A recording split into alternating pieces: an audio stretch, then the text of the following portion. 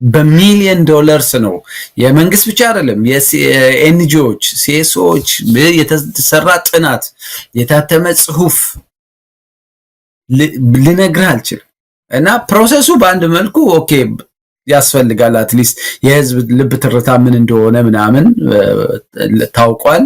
ወደፊት ጄኒውን የሆነ ቅን የሆነ እውነተኛ የፖለቲካ ስርዓት ሲመጣና በህዝብ መካከል ውይይት መኖር አለበት ብሎ የሚያምን ስርዓት ሲመጣ እንደ ግብዓት ሊያገለግል ይችላል።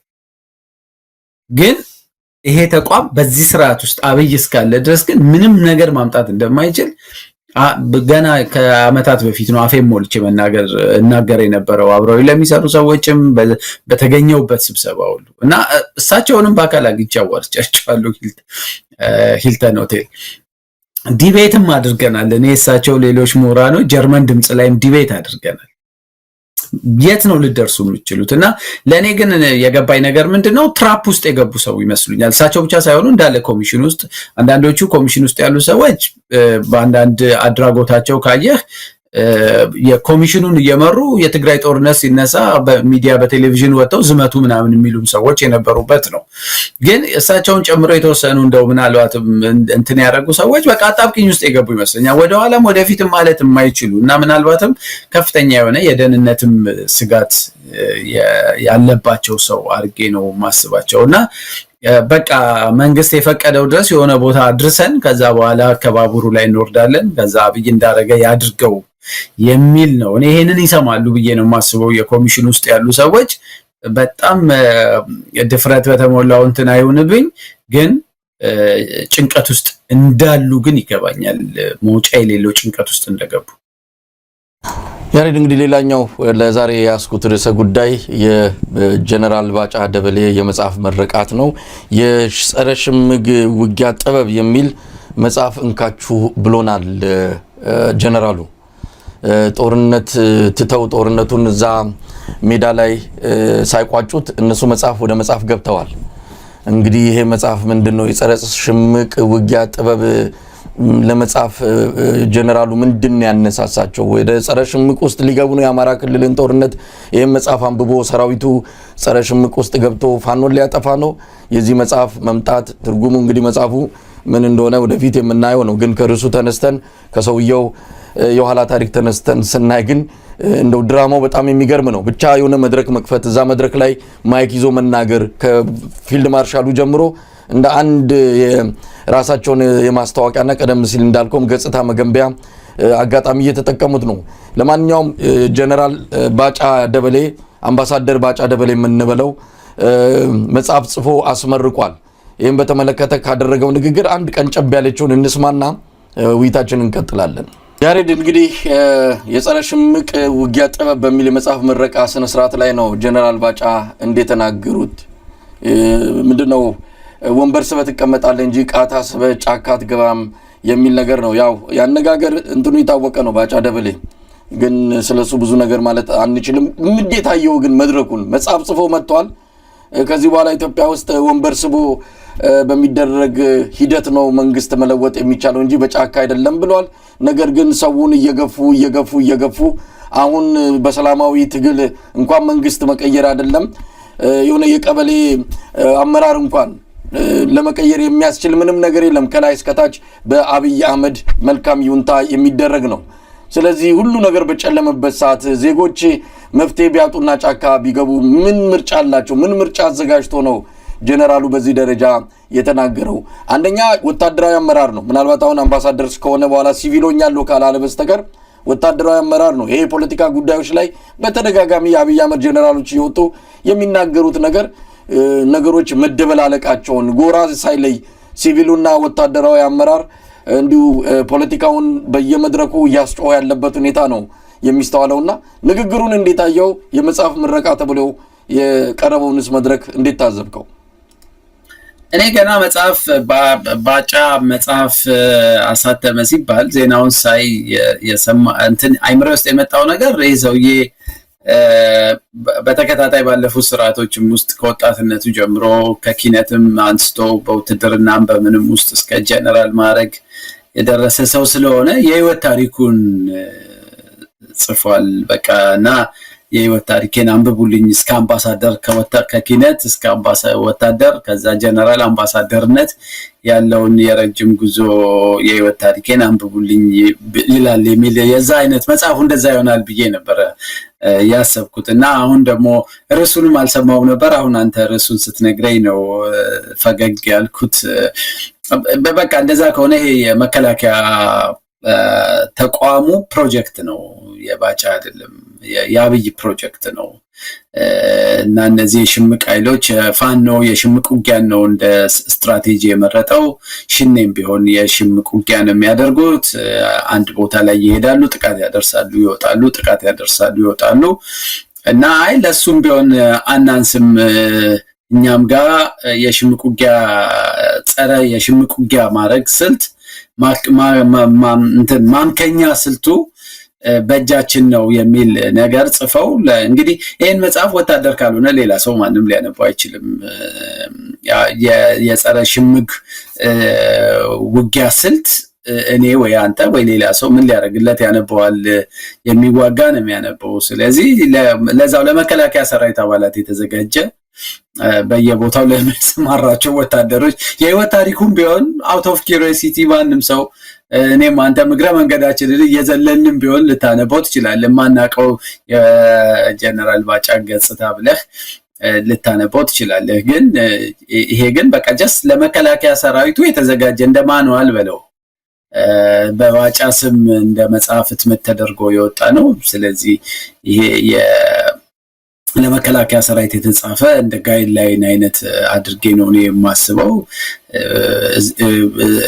ሰርኩሌሽኑም ለመከላከያ ሰራዊት ነው። ግን እግረ መንገዱን የሚያሳይህ ነገር ምንድነው? በቃ እነዚህ ሰዎች ዲተርሚንድ ሀገሪቷን በቀጣይ በተሰጣቸው በሚኖሩበት ጊዜ ሁሉ ከጦርነት ውጪ ኢትዮጵያን ይዘዋት እንደማይቆዩ ቀጣይ ውጊያዎች ውስጥ ሁሉ ለአመታት እዚህ ጋር እንዴት አድርገህ የጸረ ሽምቅ ውጊያን መጽሐፍ ታሳትማለህ፣ እዚህ ጋር የሰላም ድርድር ታደርጋለህ። እዛው አዲስ አሁን የባጫ ንግግር እኮ ስትመለከት ልክ የኢትዮጵያ ፖለቲካ ውስጥ የሰላማዊ ትግል ውስጥ የፖለቲካ ኃይሎች ተቃዋሚ ኃይሎች ቁጭ ብለው ከመንግስት ጋር በጠረጴዛ ዙሪያ መወያየት የሚችሉበት የፖለቲካ ድባብ የዲሞክራሲ ባህል ያካበቱና እንዴት ይሄን የመሰለ የመወያያ መንገድ እያለ ወደ ጫካ ትገባላችሁ የሚል ለሚመስልህ በራሳቸው ሳንቲም ሲሆን የመንግስትን አንዱን አዳራሽ በነፃ የመጠቀም ሙሉ መብት አላቸው። ኢህአፓዎች በራሳቸው ሳንቲም የበጀት ሊሚቴሽን አለባቸው። ከኪሳቸው አውጥተው የተከራዩትን አዳራሽ እንኳን መጠቀም እንዳይችሉ ኮንትራት ከኋላ የሚያሰርዝ መንግስት የትኛው ወንበር ላይ ነው ቁጭ ብለው ከባጫ ይሁን ካለቃው ጋር የሚደራደሩት? የፖለቲካ የተለየ የፖለቲካ አስተሳሰብ ያላቸው አካላት መች የመጀመሪያ የፖለቲካ ማዕቀፉ መች የተለየ ሐሳብን ሲያስተና እንኳን ፖለቲከኛ ሆነ የተለየ የፖለቲካ አጀንዳ ይዘህ መተህ አይደለም ጋዜጠኛ እያሳደደ የሚያስር የራሳቸው ሚኒስትር ታዬ ደንዳን ዘብጥያ ያወረዱበትን ክስ ማየት ይቻላል።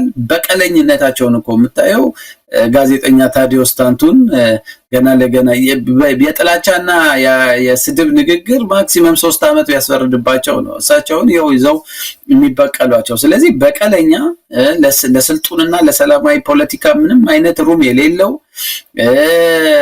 በየተገኘው አጋጣሚ ሁሉ ኑና እንጋጠም የሚሉ ጀነራሎች እና ጠቅላይ ሚኒስትር ባለበት ሀገር የባጫ ንግግር ዝም ብሎ ድንፋታ ነው፣ የአምባገነኖች ድንፋታ ነው። በሱ ንግግር ውስጥ መንግስቱን ያለው በሱ ንግግር ውስጥ በየሌላው ሀገራት ያሉትን አምባገነኖች እና ኢንክሉዲንግ የራሱን አለቃ ጠቅላይ ሚኒስትሩን ነው ማይበትና ድንፋታ ነው።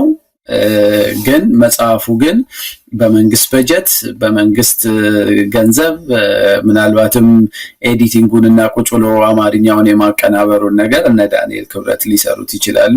ግን እሱ አንዳንድ ወታደራዊ ቴክኒካል ነገሮች አዘጋጅተው እሱን ለመከላከያ ሰራዊት የተዘጋጀ ሰነድ ነው እና ትልቁ ነገር ግን በቃ እንትን ነው የምንሰበር አይደለንም፣ በሁሉም አቅጣጫ አለን ነው። በዛ ላይ እነዚህኑ የፖለቲካ ኃይሎች የሚፈርጅበትን መንገድ ተመልከት። ከውጭ ኃይሎች ጋር ቅጥረኞች ናቸው ምናምን ናቸው የሚለው ልክ ኢትዮጵያ ውስጥ ማንኛውም የፖለቲካ ጥያቄ በሰላም መልስ ስለሚያገኝ ከዛ ውጪ የሚታገሉ ኃይሎች ሁሉ ኮዝ የላቸውም፣ መሰረት የላቸውም። ተከፍሏቸው ለሌሎች የውጭ ኃይሎች ጉዳይ ለማስፈጸም የመጡ አድርጎ ማሰብ ራሱ ያገዛዝ ስርዓቱ በቃ ለእርቅም ለሰላምም የሀገሪቷን የፖለቲካ ችግር ስልጡን በሆነ መንገድ ለመፍታትም በብዙ ማይልስ ሩቅ ቦታ ላይ መቆሙን ነው የሚያሳየው የሱ ንግግር። ያሬድ ምናልባት ጀነራል ባጫ በምርቃት ምናልባት ተጨናነቀ ልበል፣ ምክንያቱም በቅርቡ ነው ውስኪ ቤቱን ያስመረቀው። እዛ ቦሌ አካባቢ ይመስለኛል፣ ቦታውን እርግጠኛ አይደለሁም። አንድ ውስኪ ቤት አስመርቋል፣ ከፍቷል። እንዳሁኑ ጀነራሎች አልቀሩም። አንድ ውስኪ በጣም ትንሹ ዋጋ 80 ሺህ ብር ነው አሉ የኢትዮጵያ። እስከ ምናልባትም ከግማሽ ሚሊዮን ብር በላይ የሚደርስ ሁሉ የውስኪ መጠጥ የሚሸጥበት ቦታ ነው። እሱን አስመርቋል። አሁን ደግሞ መጽሐፍ አስመረቀ። በሚቀጥለው ምን ሊያስመርቅ እንደሚችል አናቅም። ሰዎቹ ነገር አለሙን ትተዋል። የአብይ አህመድ ጀነራሎች ከዱባይ ሆነው ማዋጋት እንደጀመሩም ሰምተናል። ዱባይ ነው አርብ ሄዳሉ፣ እሑድ ማታ የሚመለሱበት። በፍጹም አዲስ አበባ ወይም ኢትዮጵያ ውስጥ ቅዳሜና እሑድን አሳልፈው እንደማያውቁ ነው የምንሰማው። የደሃ ልጅ ግን እዛ እየሞተ ነው ያለው። ምናልባት አሁን እንደ እፎይ ሊል ይችላል ሰራዊቱ የምንለው እንግዲህ የባጫ ደበሌን የጸረ ሽምቅ የውጊያ ጥበብ የሚለው መጽሐፍ ኮርስ እንዲሰጠው ሰራዊቱ ለአንድ ወር ውጊያ አቁሞ ወደ ካምፑ ገብቶ ትምህርት ሲሰጠው በዛን ጊዜ እፎይ ብሎ እንደው ከጦርነቱ ይሄንን መጽሐፍ ስልጠና ሊሰጠው ይችላል። ከዛ በኋላ ተመልሶ ወደ ጸረ ሽምቅ የውጊያ ስልት ገብቶ እንግዲህ ፋኖን ሊያጠፋ ምናልባት በዛ መልኩ የባጫ ደበሌ መጽሐፍ እንድንወስደው ከፈለጉ እንግዲህ መጽሐፍ አንብቦ በመዋጋት የመጀመሪያው አገዛዝ ሊሆን ይችላል ብልጽግና። አንድ ጦርነት ልታሸንፍ የምትችለው መጽሐፍ አንብበ ሌላ ነገር አድርጋ አይደለም። አላማ ካለ ታሸንፋለህ። አላማ ከሌለ የትኛውንም መሳሪያ ብትታጠቅ አንድ ስንዝርም ወደፊት አትሄድም። ብልጽግና እየተሸነፈ ያለው አላማ በሌለው ጦርነት ውስጥ ስለገባ ነው። ቀደም ሲል ያልከውንም ለማጠናከር ነው። አብይ አህመድ እንኳን አይደለም በዲሞክራሲያዊ መንገድ እንኳን አይደለም በሐሳብ የበላይነት ሰሞኑን ዶክተር ሚልኬሳ ሚደጋን ሳነጋግረው አንድ ስብሰባ ላይ የተናገረውን አብይ አህመድ መቼም ወደ ስልጣን ከመምጣቱ በፊት ያላቸው ነገሮችም አሁን ተሰብስበው እየመጡ ነው። እንደ ህወሓት አውራ ብቸኛ ፓርቲ ኦህዴድ መሆን አለበት ኦሮሚያ ውስጥ ሌላ ድርጅትም አያስፈልግም ብሎ የሚናገር በድፍረት እንደውም እነለማ ሌሎቹ በጣም ቅር ብሏቸው ነበር እንዲህ ሲናገር። እሱ ግን ሌላ ፓርቲ አያስፈልግም ነው። እንደውም እንደ ኤርትራ ምርጫ አያስፈልግም ሁሉ የሚል ሰው ነው። እንዲህ አይነት ሰው ነው አሁን በሐሳብ የበላይነት ሐሳብ ልዕልና እያለ ምንድነው ሰይጣንም ለአመሉ መጽሐፍ ቅዱስ ይጠቅሳል እንደተባለው አብይም ለአመሉ ሐሳብ ይላል እንጂ በሐሳብ ልዕልና የማያምን በዲሞክራሲያዊ መንገድ የማያምን እኔም ወደ ስልጣን መጣው የሚለው እናቴ ሰባተኛው ንጉስ ትሆናለህ ስላለች ነው ብሎ በህዝብ ተመርጦ በዲሞክራሲያዊ መንገድ አይደለም እንደዚህ አይነት የጥንት ጋሪዮሽ አካሄድን ተከትሎ ወደ ስልጣን የመጣ መሆኑን ለራሱ የነገረ ሰው ነው። ስለዚህ ምናልባት በመለኮታዊ ኃይል ካልወረደ በስተቀር ለሱ ለራሱ የሚገባው በህዝብ ድምጽ ወይም ደግሞ በህዝብ ኃይል ወርዳሉ ብሎ ያስበምና ባጫ ደበሌም ያለቃውን ሐሳብ ነው ያስተጋባው። ከዛ ያለፈ ትርጉም ያለው አይመስለኝም። ኦፌኮ ከአዲስ አበባ መውጣት አልቻልኩም፣ ስለዚህ ምርጫ መሳተፍ ለሁለተኛ ጊዜ ቦይኮት ማድረግ ስለማልችል እንደ ፓርቲ ደግሞ መቆየት እንፈልጋለሁ። ስለዚህ የኦሮሞ ፌዴራሊስት እንትን ነኝ፣ ግን ምርጫም ውስጥ ከገባው አዲስ አበባ ብቻ ነው ምርጫው ላይ የምሳተፈው ብሎ መግለጫ ከሰጠ እንኳን ሳምንት አይሆነውም። ስለዚህ እኔ በቃ ይሄ ተስፋ ስቆርጥ እና አይን ያወጣ አት ኤኒ ኮስት ያው ጨፍልቀን ምንም ብለን እንቀጥላለን ብለው የወሰኑ ሰዎች ስለሆኑ የነባጫም ንግግር የጠቅላይ ሚኒስትሩን በተከታታይ ያደረጋቸውን ድፍረትም ንቀትም ለኢትዮጵያ ሕዝብ ንቀትም ጭምር የተሞላበት ንግግሮች አሉት። እነሱን የያዘና በማናቸው መንገድ ማንም አይነቀንቀንም ያው እንቀጥላለን ከሚል መነሻ የመጣ ነው። መጽሐፉ ግን ያው ብዙም አንድ የመከላከያ ፕሮጀክት አድርገህ ውሰደው ብዙም ያን ያህል እንትን የሚል አይደለም። ያሬድ ያጠቃለልን ነው። ግን አንድ ጉዳይ ላይ እንደው ሐሳብ እንድሰጥበት በሚል ነው። ሰሞኑን የኢሃፓ ስብሰባ ያው በእጃዙር ተከልክሏል ማለት ነው የምንችለው። አልከለከሉም እንዳይባል የሰላምና ጸጥታ ቢሮ ፍቃድ የሰጠበት ወይም ደግሞ ጥበቃ እንዲደረግ የፈቀደበት ደብዳቤን አውጥተውታል። እሱ ደብዳቤ ምንም ትርጉም የለውም።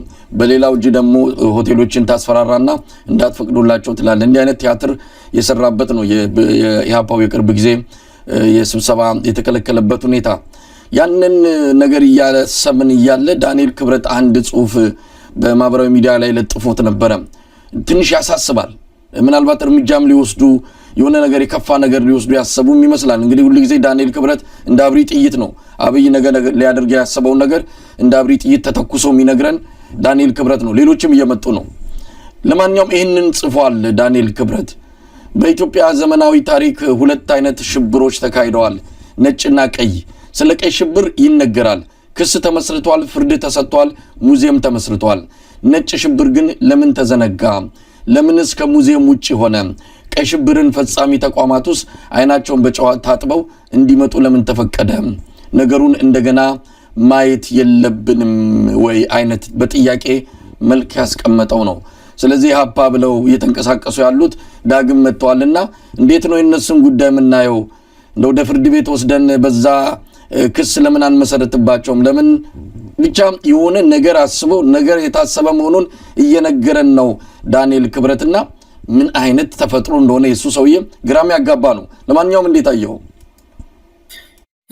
ወደ ዳንኤል በኋላ እንመጣለን። የኢህአፓው የመከልከል ነገር ይሄ እኔም ወዲያው ነው ሪያክት ያደረኩትና አንድ የኢዜማ ሰው በኢንቦክስ ለጊዜው ስም መጥቀስ አግባብ ስለማይሆን ነው ይሄን ያልከውን ደብዳቤ ልኮ ዝም ብለው ነው የሚጮሁት፣ ይሄው መንግስት ግዴታውን ተወጥቶ ፈቅዶላቸዋል የሚል ደብዳቤ ሊከላከል የላከልኝ የኢዜማ ሰው። በቃ እነሱ ዋና ስራቸው ብልጽግና መታደግ ሆነ ማለት ነው ኢዜማዎች።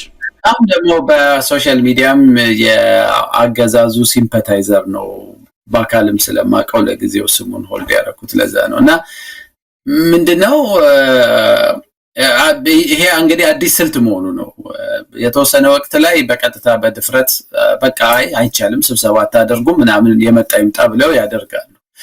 አሁን ጠቅላይ ሚኒስትሩ በማናቸው መንገድ ለሌጂቲሜሲያችን የግድ ስለሆነ ለቅቡልነታችን ምርጫ እናደርጋለን፣ ምርጫውን አስቻይ ሁኔታ ለመፍጠር 100% እንሰራለን እያለ ባወራበት ማግስት ስብሰባ ፍለፊት ድሮ በሚከለክሉበት መንገድ ሄዶ መከልከል የሚጋጭ ነው። ስለዚህ ለጠቅላይ ሚኒስትሩ ዲስኩር ሽፋን ለመስጠት ቀላሉ መንገድ ኦፊሻል ደብዳቤ አትመህ አው ትችላላችሁ የፈለጋችሁበት ቦታ ስብሰባ አድርጉ ድጋፍ ይደረግላቸው ብለህ ግን ለየሆቴሉ ለደህንነት የሆቴሎቹ ማኔጀሮች የደህንነት ሰዎች በአካልም በስልክም ደውለው እንደ ያለ ስብሰባ እንዳታደርጉ ገሌ የሚባለውን ድርጅት እንዳትቀበሉ እኛ መናገራችንንም እንዳትናገሩ የትኛው ሚዲያ ላይ ወጣችሁ ወይ ምናምን መግለጫ የነን ብትናገሩ እርምጃ እንወስዳለን ካሏቸው አለቀ በቃ። ይሄ በግልጽ እኔ እዛ አዲስ አበባ ሆኜ የተደረገ ነገር ለሌላ ሚዲያ ተናግሬዋለሁ። አንድ ወቅት ላይ ትንሽ ውጥረት ጠንከር ባለበት ጊዜ ስቴት ኦፍ ኢመርጀንሲ አልነበረም እና እኛ የሲቪክ ማህበራት የትኛውም ሆቴል ውስጥ ሄደን ለሆቴሉ ብቻ ቦታውን ቡክ አድርገን ገንዘብ ከፍለን ስብሰባ ማድረግ እንችላለን። ማስፈቀድም መጠየቅም አይጠበቅብንም። እንደሱ አድርጎም የሚል ህግ የለም።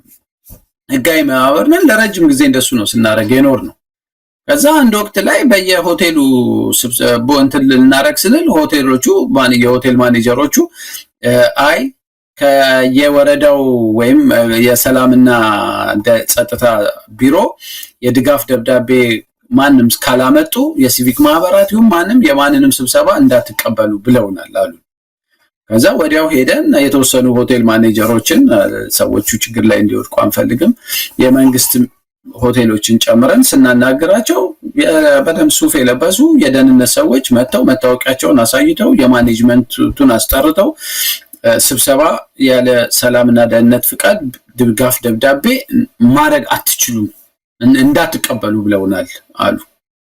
እኛም ማአት ፕሮግራም ይዘናል። ከዛ በኋላ ለቦሌ የሰላምና ጸጥታ ቢሮ እኔ በራሴ ፊርማ ደብዳቤ አስገባው። በየትኛው የሀገሪቷ ህግ መሰረት ነው አንድ የሲቪክ ማህበር ሆቴል ውስጥ ስብሰባ ያደባባይ ቢሆን እሺ መንገድ መዝጋት ያስፈልግ ይሆናል የፖሊስ ጸጥታ ያስፈልግ ይሆናል ምናምን ሆቴል ውስጥ ግን እስከ ላለፉት አመታት ምንም ማንም ሳይጠይቀን ነው ስብሰባ ስናደርግ የነበር ነው። ስለዚህ ለምንድነው የተለየ ጥያቄ ከናንተ እንድንጠይቅ የተደረገው? እሺ ይሁንና ግን ወቁልን አትሊስት እና ማውቃችሁንም ደብዳቤ ስጡን ብዬ ግን ቅሬታና በየትኛው የህግ መሰረት ነው እንድናረግ የተጠየቅነው ብዬ ፈርሜበት ለቦሌ የሰላምና ጸጥታ ቢሮ አስገባን። ዝም አሉ። እኛም ሆቴሉ ጋር አስገብተናል ብለን ለሆቴሉ ግልባጭ ሰተናቸው ፕሮግራማችንን እናደርጋለን ብለን እስከ መጨረሻው ተናረግን። አንድ ቀን ሲቀረው ስንደውልላቸው እኛን አይመለከተንም ሂዱና የአዲስ አበባ የሰላማዊ ሰልፍ ምናምን ጠይቁ አሉን። እዛ ደግሞ ሰው ስንልክ አይ ይሄ እኛን አይመለከተንም አሉ። ያመጡትን ያምጡ ብለን ሄድን። የውጭ ሰዎች ዲፕሎማቶች ምናምን ስለነበሩ ስብሰባ ላይ አረበሹንም ተካሄደ። ግን በዛ ምክንያት የተደናቀፉ ድርጅቶች ያውቃሉ። አንዳንዶቹን እንደውም በአካል ሁሉ ገብተው የምታደርጉትን ስብሰባ ቀድማችሁ አላሳወቃችሁንም የሰላም ጉዳይ ምናምን ስላለበት ብለው ሰው ፖሊስ መድበው ፖሊሶቹ የገባው ፖሊስ ስብሰባው እስኪያልቅ እዛው አዳራሽ ውስጥ ቁጭ ብሎ እንዲከታተሉ ሊያደረጉበት ጊዜ አለና ይሄ የታወቀ አሁን ደግሞ የታወቀ ስልት ነውና ደብዳቤም የተጻፈው ሆን ተብሎ ነው። እናንተ ደብዳቤ ጻፉ፣ በመንግስት በኩል ኦፊሻሊ የተደረገ እንቅፋት የለም። ግን የደህንነት ቢሮ ግን በጎን ሄደው ሆቴሎቹን ማስፈራራት፣ ይሄን ፕሮግራም ሰርዙ፣ ከስካይላይት ሆቴል የተሰረዙ ፕሮግራሞች አሉ በደህንነት ቢሮ ማስጠንቀቂያ አንድ ቀን ሲቀራቸው ምናምን ይሄ ዜና ስለማይወጣ በየሆቴሉ አትችሉም ተብሎ እኛ የሻማ ማብራት ፕሮግራም ለአንዲት በግፍ ለተገደለች ልጅ ሆቴል ውስጥ ተዘጋጅቶ ገና ፕሮግራሙ በተጀመረ በ30 ደቂቃ ውስጥ ነው ሆቴሉ ሙሉ በሙሉ ሃይሊ አርምድ በሆኑ አድማ በታኝ የታጠቁ ፖሊሶች ተከቦ ጋዜጠኞችን ሰብስበው አንድ ሩም ውስጥ አስቀምጠው እስካሁን የቀዳችሁትን በጠቅላላ ብለው ከካሜራቸው ላይ ሰርዘው አጥፉ ብለው አዘጋጆቹን ለተወሰነ ሰዓታት እዛ ሆቴል ውስጥ አስቆመው አስረው የለቀቁን። I was there in person። ስለዚህ ምንም ይሄ የተለመደ አዲስ እንትን አይደለምና በቃ ይሄ እንግዲህ እንዲህ ባለበት ሀገር ነው የነባጫ ቁጭሎ ማውራት በሚቻልበት ሀገር ለምን ሰው ወደ ሌላ አማራጭ ይሄዳል የሚሉት። ቋንቋ ሰይጣናዊ ሮል ነው የነበረው። ጽፌበታለሁ ስሙንም አንስቼ በአማራ ክልሉም ግጭት ላይ እንኳን በቤተ ክርስቲያን ውስጥ ያደገ ሰው አይደለም በየትኛውም የኢትዮጵያ እንትን ውስጥ አድጎ እዛ ሁኔታ ላይ የደረሰ የሱ አይነት ሰው በዛ ላይ ያንን ሁሉ መጽሐፍ የጻፈ ሰው እንዴት ሰላም እንደሚመጣ፣ እንዴት እርቅ እንደሚሰፍን፣ እንዴት ሰዎች ልዩነታቸውን ማጥበብ እንደሚችሉ፣ እንዴት ኢትዮጵያ ተቻችሎ ተከባብሮ መኖር እንደሚችል ይሰብካል እንጂ ከማቀጥሎ መገደል መመታት እንዳለበት ቁጭ ብሎ እኮ ስም እየሰጠ ሌብሊንጉ ራሱ ጃዊሳ ምናምኑ የጁንታው ሰይጣኖች ከምናምኖች ምናምን እያለ ፍሬም የሚያደርገው የአገዛዝ ስርዓቱ የሚሄድበትን አደገኛ አግሬሲቭ ባህሪ የአብይን እሳቤ በሱ በኩል ነው የሚተነፍሱትና እኔ እንደው ልጆች ያሉት ቤተሰብ አለው እንዴት ለዛ ለራሱ እንዴት እንደማያስብ አሁን የኢትዮጵያ የቀይ ሽብርና የነጭ ሽብርን ታሪክ በተወሰነ ደረጃም ቢሆን አልፈዋለሁ እንዴት ሌላ ሽብር እንዳይመጣብኝ ልወጣ ብሎ በሚያስብበት በዚህ ወቅት ውስጥ ወደ ኋላ ሄደህ የኑሉ አመት ሴትል ያልተደረገ የሽብር አይነት አለ ነጭ ሽብር ፈጻሚዎች አልተጠየቁም ብለህ ኢህአፓን ነው እና ያኔ በደርግ ላይ ቀይ ሽብር ባወጀው እንትን ላይ እና ይሄ በቃ እንጃ በጣም አደገኛ የሆነ እኔ ሰው እንዴት በዚህ ልክ እልቂት ሰባኪ በጣም ለመግለጽ ነው የሚያስቸግረኝና ከሁሉ የሚጸጽተኝ እሱ ሊመረጥ ሲል ለታዛቢዎች የስልጠና ስጥልኝ ብሎ እዛ መድረክ ላይ መገኘቴ ሁሉ ጊዜ ባሰብኩት ቁጥር ሪግሬት አደርጋለሁና ግን በቃ የአመራው አባል ነበርክ ማለት ነው? አልነበርኩም። ለታዛቢዎች ስልጠና ስጥልን ብለውኝ አንድ ታዛቢም እንደሚጠበቅበት ምናምን ብዬ ኢን ጉድ ፌዝ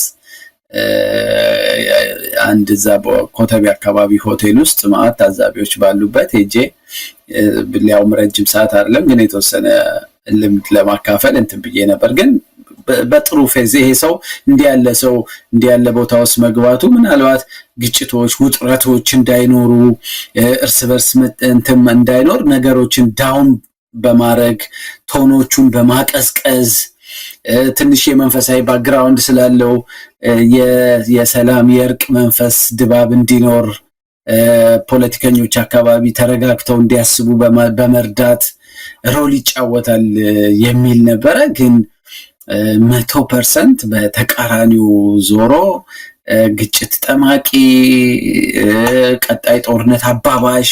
ካስታወስክ ዛሬ የጭፍጨፋ ቀን ነው፣ ዛሬ የምናምን ቀን ነው እያለ በትዊተር ለቀናቶቹ ስም ይሰጥ ነበረ እና ተመልሶ በአማራ ክልል እኔ በህዋት ላይ ብስጭት ስላለበት ነው ቂም ስላለበት ነው ስል በአማራም ግጭት ውስጥ በኦሮሚያም ግጭት ውስጥ የሚጫወተው ሮል በጠቅላላ በጣም ኔጌቲቭ የሆነ በጣም አደገኛ ሰው መርዘኛ ሰው ሆኖ ነው ያየሁትና እኔ ከብልጽግና እንዲህ ያሉ ሰዎች አሁን ይሄ ስርዓት በአጠይኒ ኮስት የጊዜ ጉዳይ ነው፣ ይሄዳል። ምንም እኔ እቺን ታክል ጥርጥር የለኝም። ግን ምንድነው ከዛ በኋላ የሚኖረው ስብዕና የሚለው ለራሴ ባሰብኩት ቁጥር በቃ በጣም ነው የሚሰቀጥል። እንግዲህ አብይ አህመድ አቡዳቢ ላይ ቤተመንግስት እያሰራ እንደሆነ እንደውም እያለቀ እንደሆነ ነው ምን ሰማው።